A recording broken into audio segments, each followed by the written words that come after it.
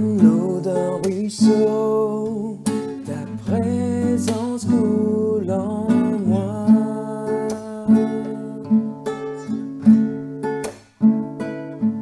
Comme un courant d'eau, ta paix remplit mon cœur. Ta confiance m'inonde, ta présence me remplit. Mon esprit est là, je n'en doute pas. De laissant bercer par tes vagues d'amour, je suis emporté dans ton courant. Je viens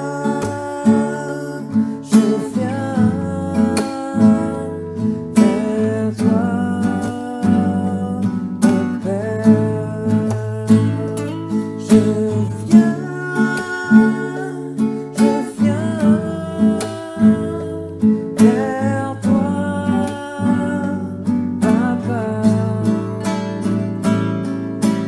Tel que je suis, je viens vers toi pour me blottir dans tes bras d'amour, tes bras d'amour. Comme l'eau d'un ruisseau, ta présence coule en moi.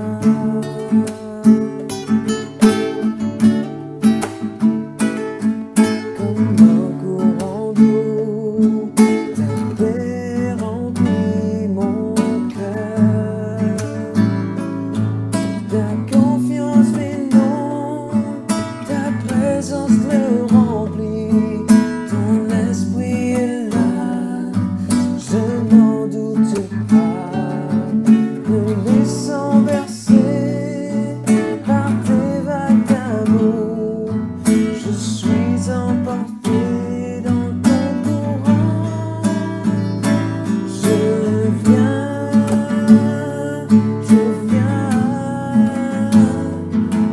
vers toi, mon Père. Je viens vers toi, je viens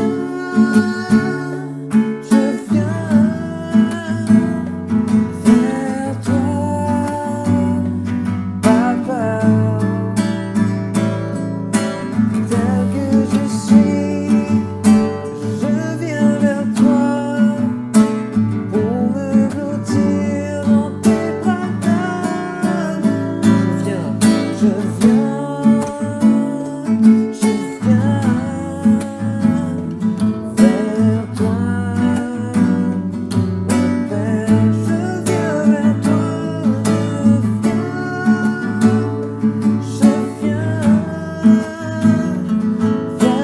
toi, Papa. Tel que je suis, je viens vers toi pour me blottir dans tes bras d'amour, tes bras d'amour, tes bras d'amour.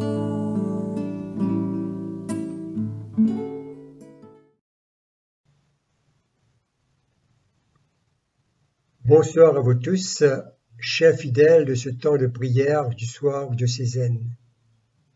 Ensemble, donnons-nous le temps de savourer ce moment privilégié dans la présence de notre Dieu. Guidés par notre Dieu, nous avons à accomplir les différentes tâches de ce jour. Avec gratitude, nous remercions le Seigneur pour tous ses bienfaits envers chacun de nous. Nous venons aussi avec nos fragilités et nos manquements. Ainsi, comme il n'y a pas de secret que nous puissions cacher à notre Dieu, avec un cœur sincère, confions tous nos manquements devant notre Dieu, qui dans son amour débordant nous accordera le pardon. Au nom du Père et du Fils et du Saint-Esprit. Amen. Du moment que vous êtes ressuscité avec le Christ, recherchez ce qui est en haut, là où se trouve le Christ assis à la droite de Dieu. Colossiens, chapitre 3, verset 1er.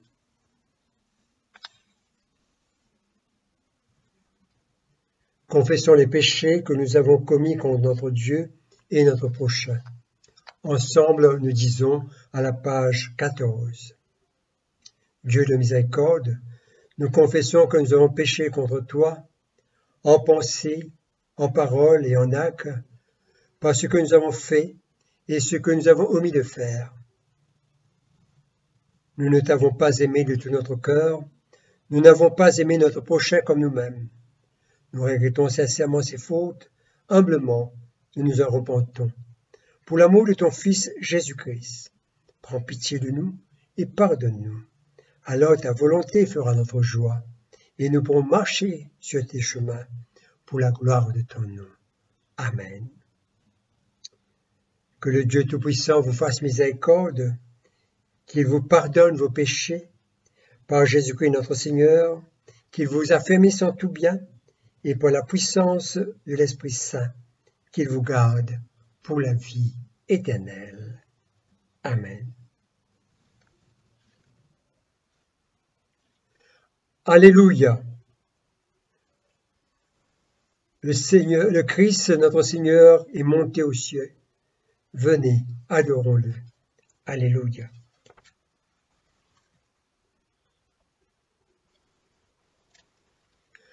Nous disons ensemble à la page 50, l'hymne Joie et lumière. Joie et lumière de la gloire éternelle du Père, le Très-Haut, le Très-Saint. Ô Jésus-Christ, parvenu à la fin de ce jour, contemplant cette clarté dans le soir, nous chantons le Père et le Fils et le Saint-Esprit de Dieu. Oui, tu es digne de te chanter dans tous les temps par des voix sanctifiées. Fils de Dieu qui donne vie, tout l'univers te rend gloire.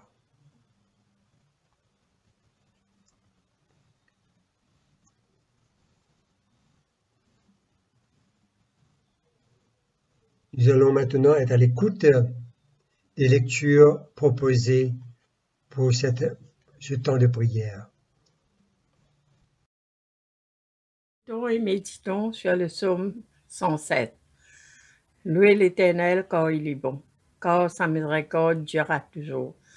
Qu'ainsi disent les rachetés de l'Éternel, ceux qu'il a délivrés de la main de l'ennemi, et qu'il a rassemblés de tous les pays, de l'Orient et de l'Occident, du Nord et de la mer.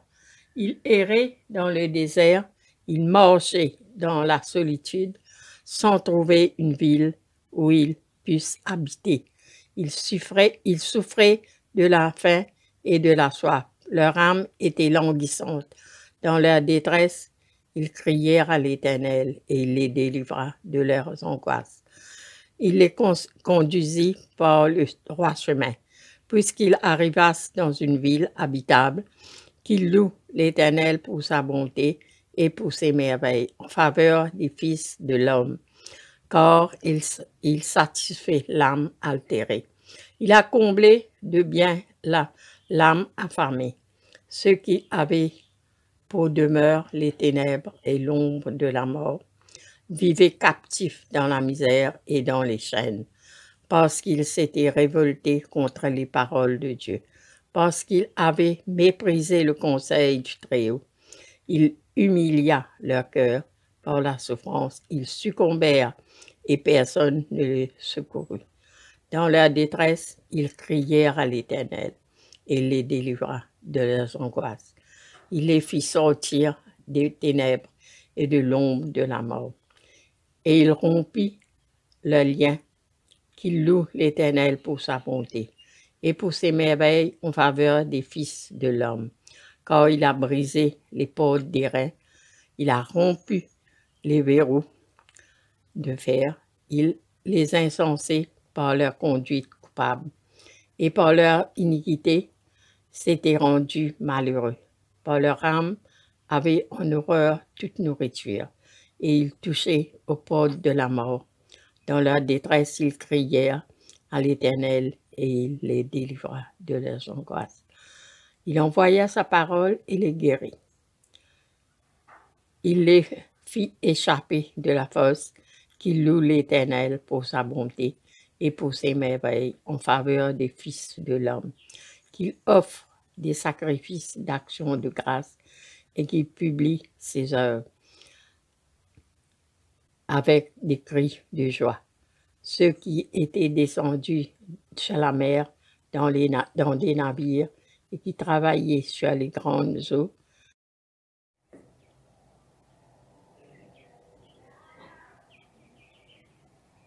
de là virent les œuvres de l'Éternel et ses merveilles au milieu de l'abîme. Il dit, et il fit souffler la tempête, qui souleva les flots de la mer. Ils montaient vers les cieux. Ils descendaient dans l'abîme. Leur âme était éperdue en face du danger. Saisis de vertige, ils chancelaient comme un homme ivre. Et toute leur habileté était anéantie. Dans leur détresse, ils crièrent à l'Éternel, et il les délivra de leurs angoisses. Il arrêta la tempête, ramena le calme, et les ondes se turent. Ils se réjouirent de ce qu'elles s'étaient apaisées. Et l'Éternel les conduisit au port désiré. Qu'ils louent l'Éternel pour sa bonté et pour ses merveilles en faveur des fils de l'homme. Qu'ils l'exaltent dans l'assemblée du peuple et qu'ils le célèbrent dans la réunion des anciens. Il change les fleuves en désert et les sources d'eau en terre desséchée. Le pays fertile en pays salé, à cause de la méchanceté de ses habitants.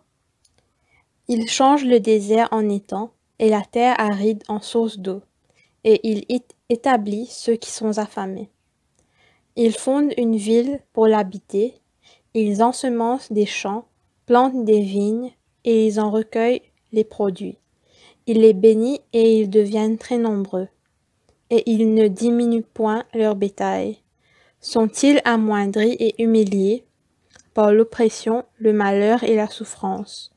Versent-ils le mépris sur les grands? Les fait-il errer dans des déserts sans chemin?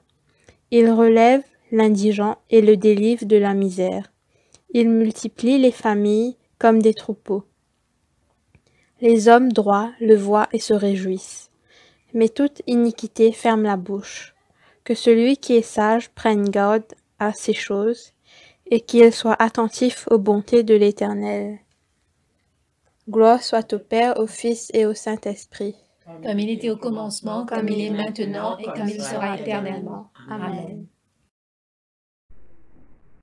Nombre, chapitre 22, versets 36 à 41 et chapitre 23, versets 1 à 12. Balaam rencontre Balak, le roi de Moab. Quand Balak, le roi de Moab, apprend l'arrivée de Balaam, il va à sa rencontre jusqu'à l'Er en Moab.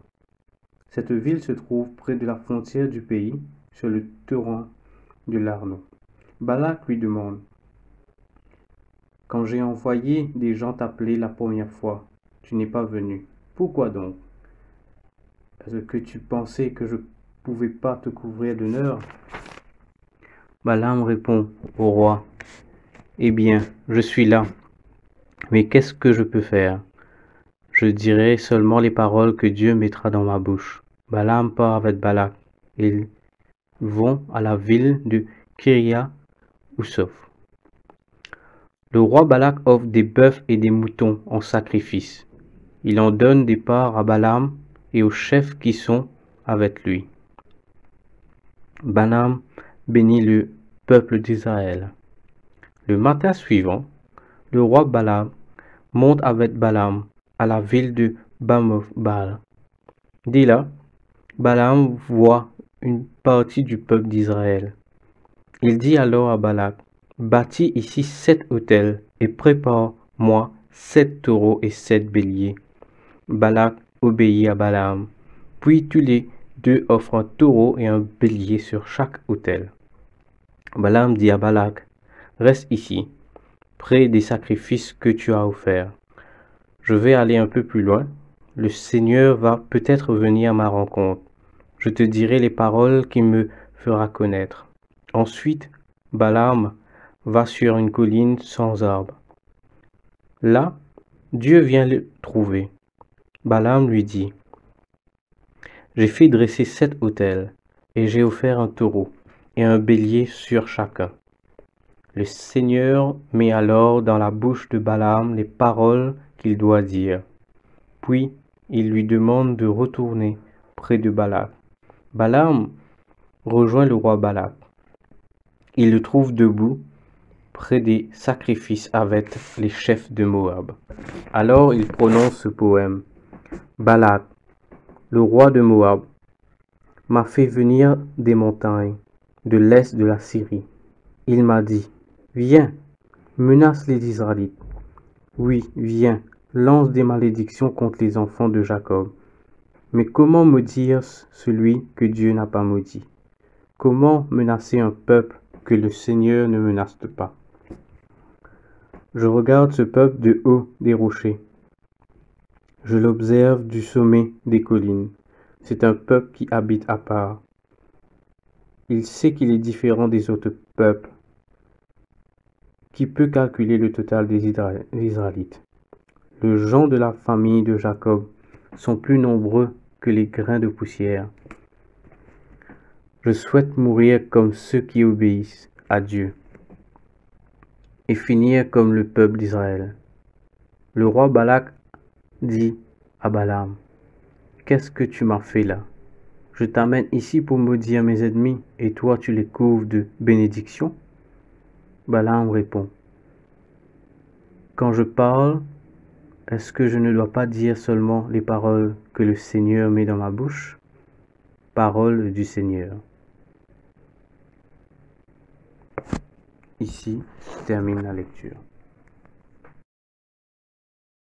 Luc chapitre 8, versets 1 à 15. Les femmes qui accompagnaient Jésus.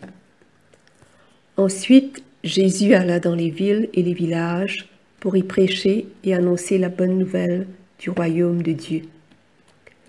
Les 12 disciples l'accompagnaient, ainsi que quelques femmes qui avaient été délivrées d'esprits mauvais et guéries de maladies.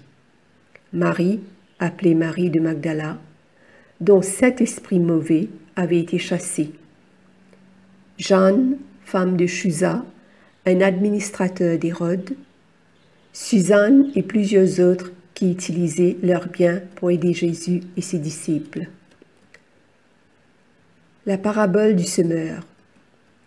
De chaque ville, des gens venaient à Jésus. Comme une grande foule s'assemblait, il dit cette parabole.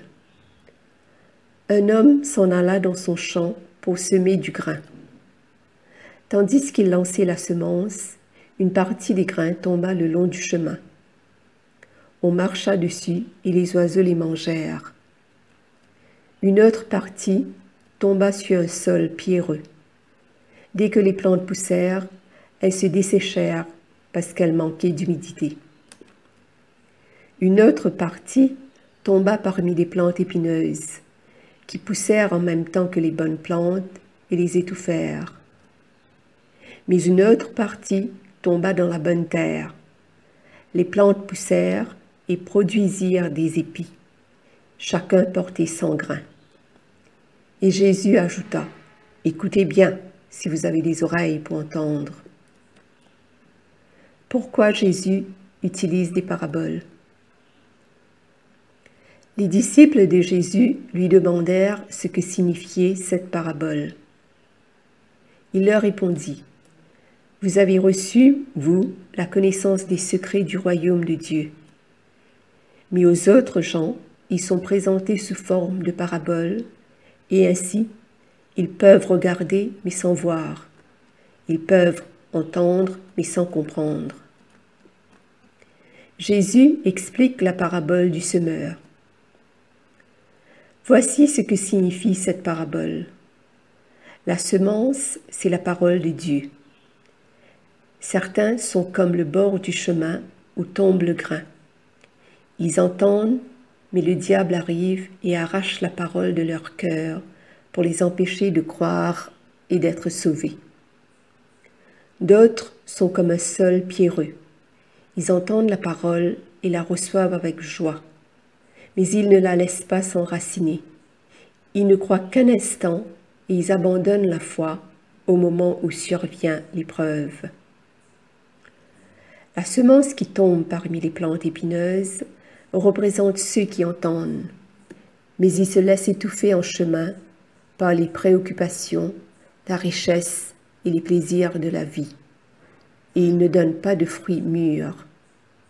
La semence qui tombe dans la bonne terre représente ceux qui écoutent la parole et la gardent dans un cœur bon et bien disposé, qui demeurent fidèles et portent ainsi des fruits.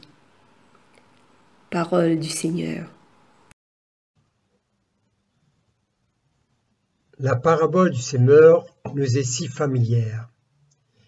Cette parabole nous vient avec un mode d'emploi.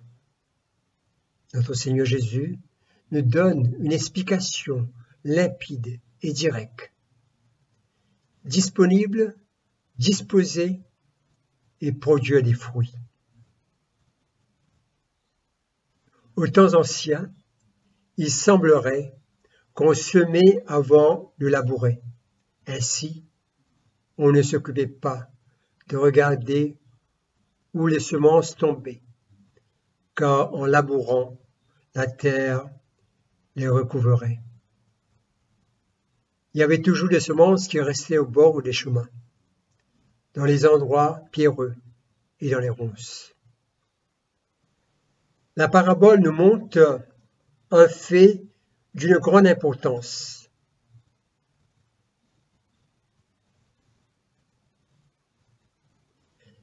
L'aisance et la générosité du semeur. Il ne lésine pas sur les dépenses.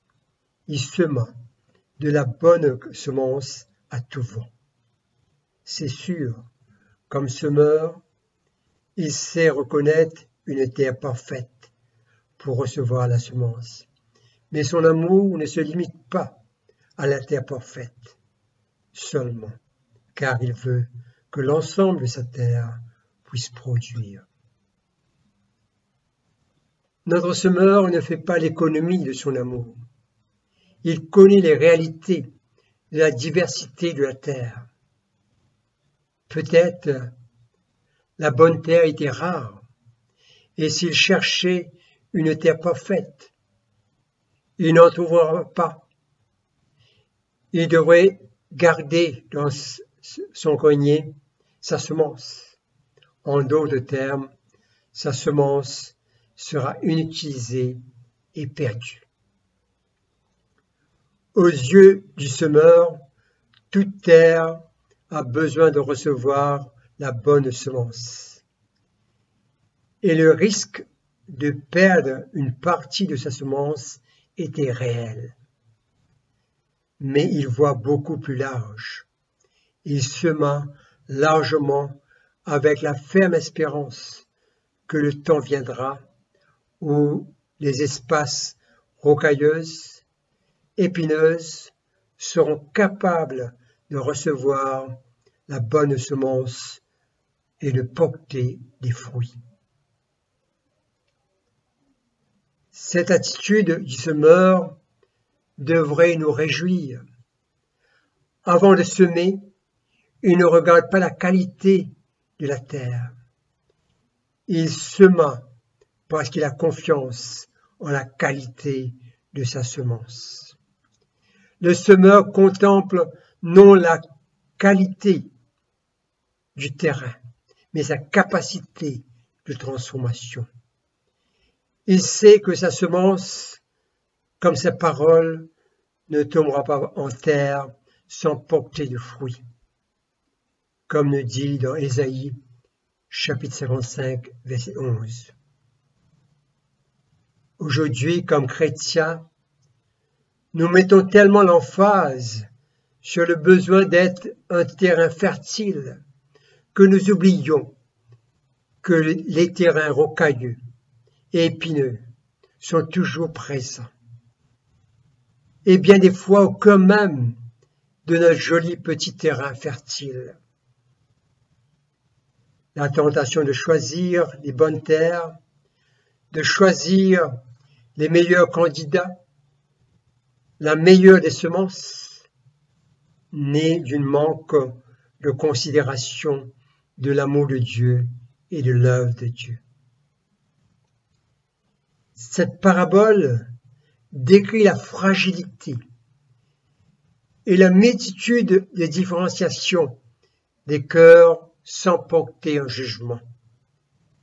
Jésus analyse ce qu'il voit indépendamment de son propre regard.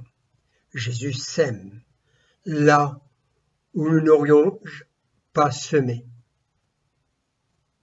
Jésus ne fait pas le clivage entre les sols de différentes variétés, entre les croyants et les autres. Jésus ne sème pas dans une institution, il sème dans les cœurs des hommes et des femmes de tout temps.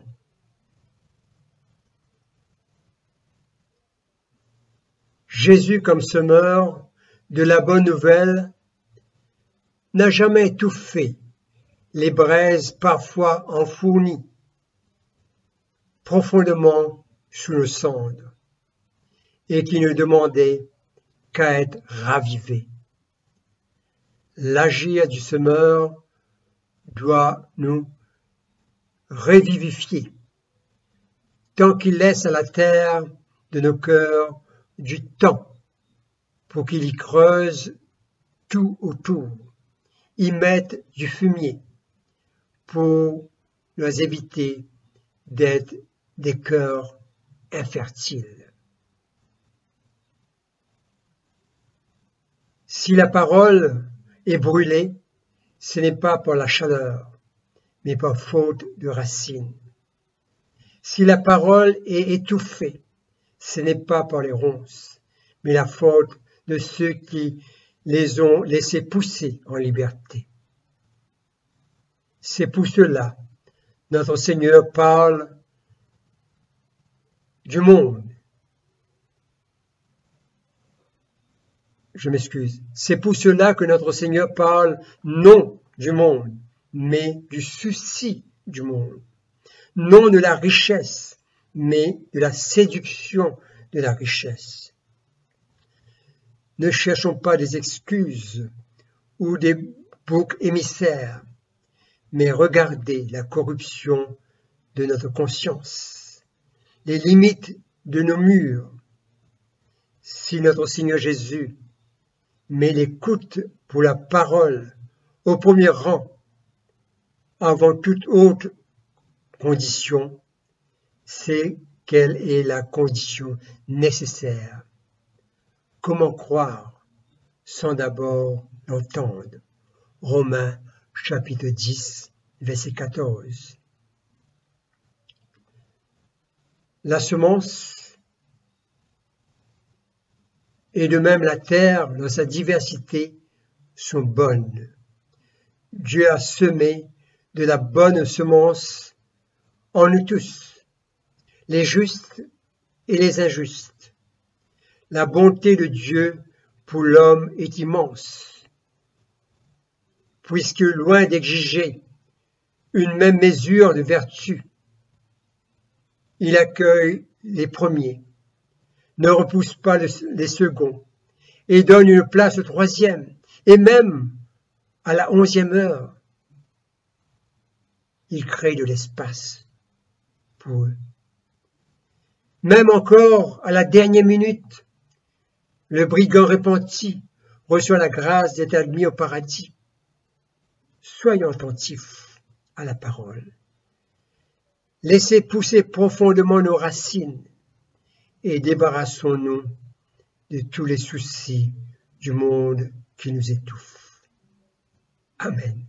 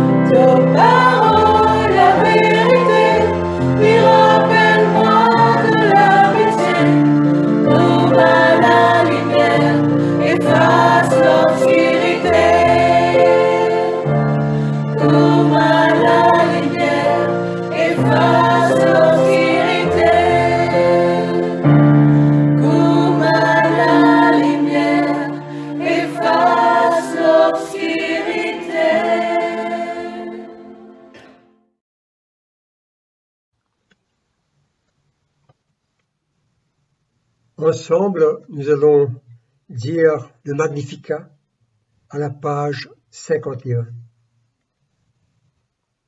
Mon âme exalte le Seigneur, exulte mon esprit en Dieu mon Sauveur. Et j'ai penché sur son humble servante, désormais tous les âges me diront bienheureuse. Le Puissant fit pour moi des merveilles, saint est son nom. Son amour s'étend d'âge en âge sur ceux qui le craignent, déployant la force de son bras, il disperse les superbes, il renverse les puissants de leur trône, il élève les humbles, il comble de bienfaits les affamés, renvoie les riches des mains vides. Il relève Israël son serviteur, il se souvient de son amour, de la promesse faite à nos pères en faveur d'Abraham et de sa race à jamais. Gloire au Père et au Fils et au Saint-Esprit, pour les siècles des siècles. Amen. Ensemble, nous disons le symbole des apôtres. Je crois en Dieu, le Père Tout-Puissant, Créateur du ciel et de la terre, et en Jésus-Christ, son Fils unique, notre Seigneur, qui a été conçu du Saint-Esprit, est né de la Vierge Marie, a souffert sous Ponce Pilate, a été crucifié et mort et a été enseveli, et descendu aux enfers, le troisième jour est resté des morts, est monté aux cieux, est assis à la droite de Dieu le Père Tout-Puissant, deviendra juger les vivants et les morts.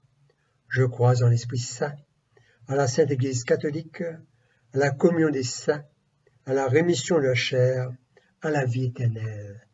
Amen. Le Seigneur soit avec vous et avec votre esprit.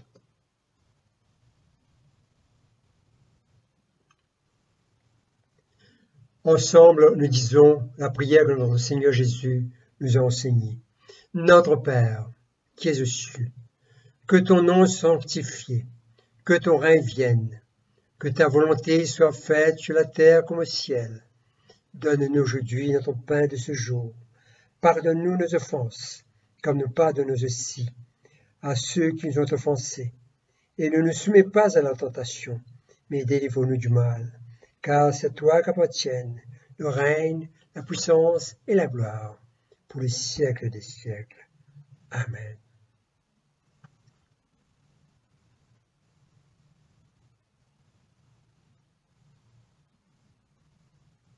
Prions pour le besoin de ce monde, avec les douleurs de ce temps présent et les blessures du temps passé qui n'arrivent pas à se cicatriser.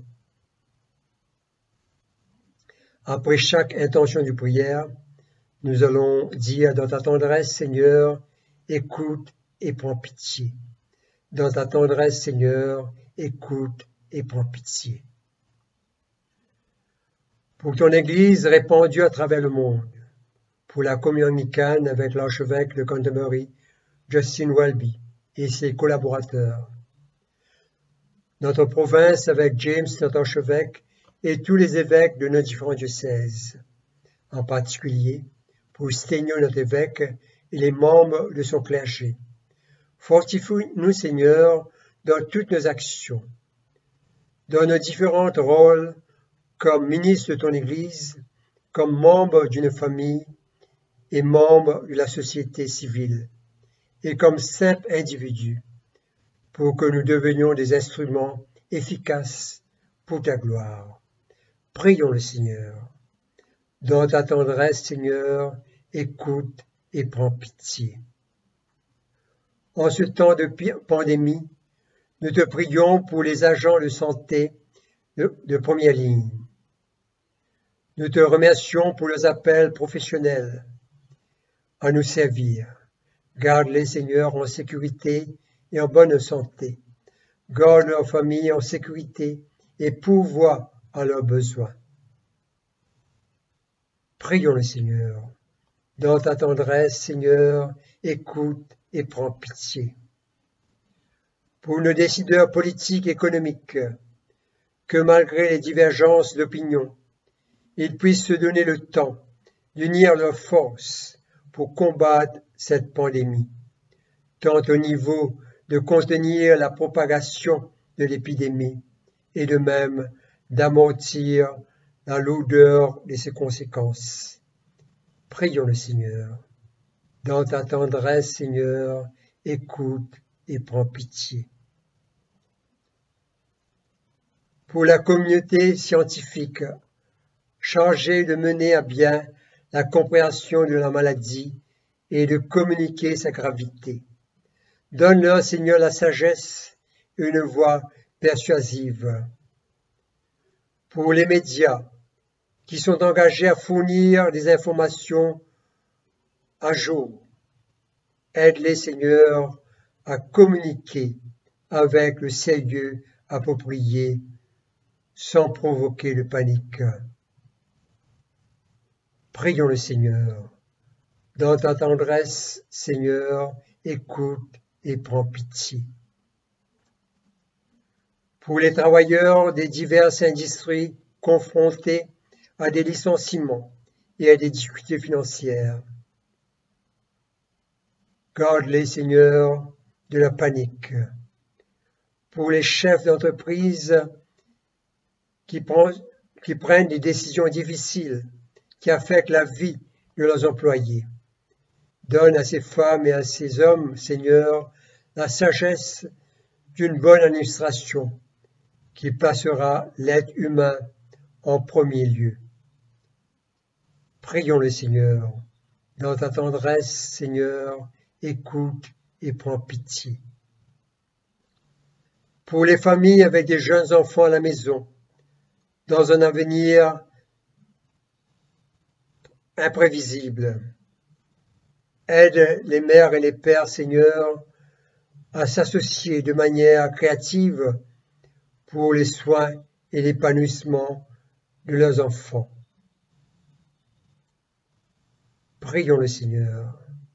Dans ta tendresse, Seigneur, écoute et prends pitié. Prions encore le Seigneur. Avec confiance, nous élevons vers toi, Père Tout-Puissant, nos prières et nos supplications dans le nom de ton Fils, le Christ, notre Seigneur et Sauveur, qui vit et règne avec toi et le Saint-Esprit, pour les siècles et des siècles. Amen. La collecte du jour.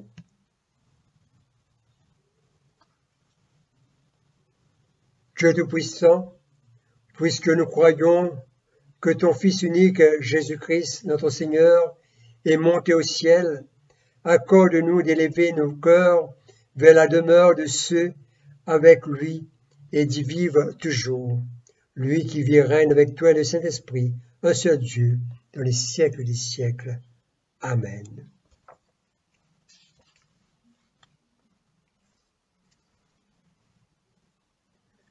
Collecte pour la paix. Ô Dieu, qui nous fait désirer ce qui est saint, choisir ce qui est juste et accomplir ce qui est bon, donne à tes serviteurs cette paix que le monde ne peut donner, afin que nos cœurs s'attachent à tes commandements et que, délivrés de la crainte de tout ennemi, nous puissions vivre dans le calme et la tranquillité. Par Jésus le Christ, notre Seigneur. Amen.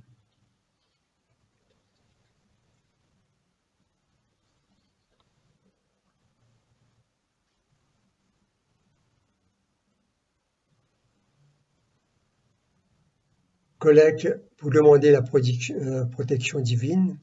Ô Dieu, tu es la vie de tous les croyants, la lumière des croyants, la force de ceux qui peinent et le repos des défunts. Nous te rendons grâce pour les bienfaits de ce jour qui s'achève et nous implorons ta protection pour la nuit qui vient. Conduis-nous en sûreté jusqu'aux heures du matin. Nous te le demandons par celui qui est mort et ressuscité pour nous, ton Fils, Jésus-Christ, notre Sauveur. Amen. Ensemble, nous allons dire la prière de l'action de grâce à la page 58. Dieu Tout-Puissant, Père de miséricorde, nous te rendons grâce de ta bonté et de ton amour envers nous, tes serviteurs indignes, et envers tous ceux que tu as faits.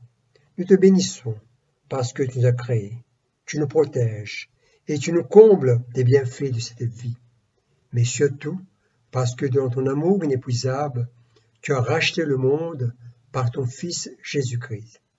Et tu nous donnes les moyens de recevoir ta grâce et l'espérance de la gloire sans fin. Nous t'en prions, rends-nous sensibles à ta miséricorde, pour que nous te rendions gloire d'un cœur reconnaissant, non seulement de nos lèvres, mais par toute notre vie, en nous mettant à ton service et en marchant devant toi, dans la justice et la sainteté, tout au long de nos jours. Nous te le demandons par ton Fils, Jésus le Christ, notre Seigneur. Amen.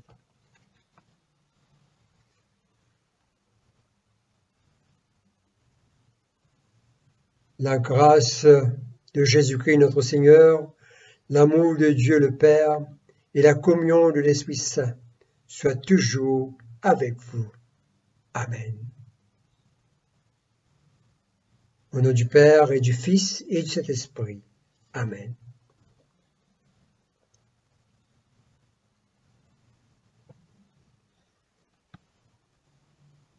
Chers amis, nous sommes arrivés à la fin de ce temps de prière, heureux d'être bénis encore une fois, que nos lèvres ne cesseront de louer notre Dieu, et que nos cœurs soient en fête pour utiliser les bienfaits de Dieu, pour répandre le bien autour de nous. Bonne fin de soirée et une bonne nuit réparatrice à vous tous. Merci.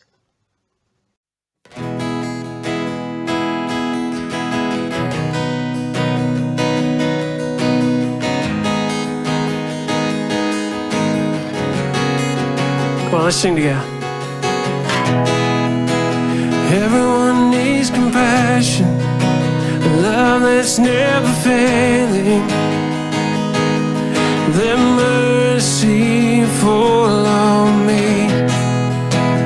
Everyone needs forgiveness, the kindness of a Savior, hope of nations.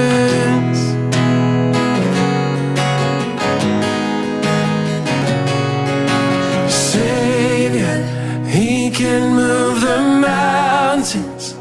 My God is mighty to save. He is mighty to save forever. Author of salvation, He rose and conquered the grave. Jesus conquered the grave.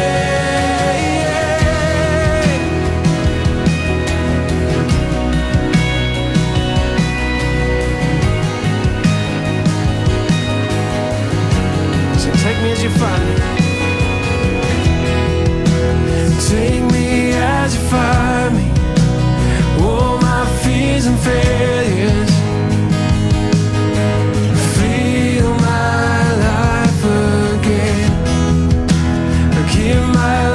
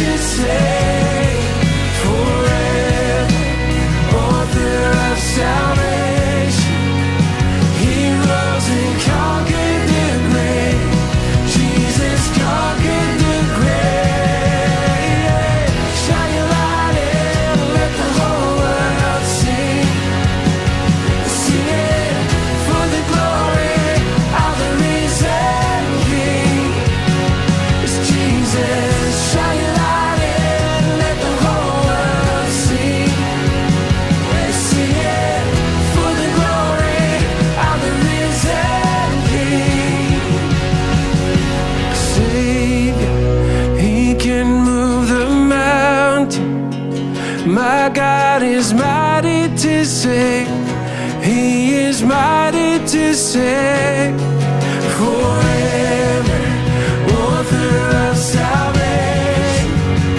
He rose and conquered the grave. Jesus conquered the grave. Shine your light and let the whole world sing.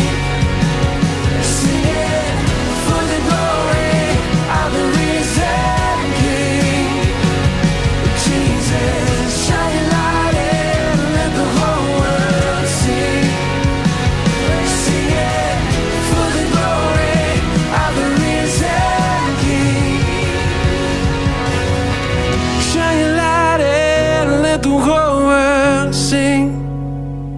We sing it for the glory of the risen King. Oh Jesus, shine your light and let the whole world sing. We sing it for the glory of the risen King.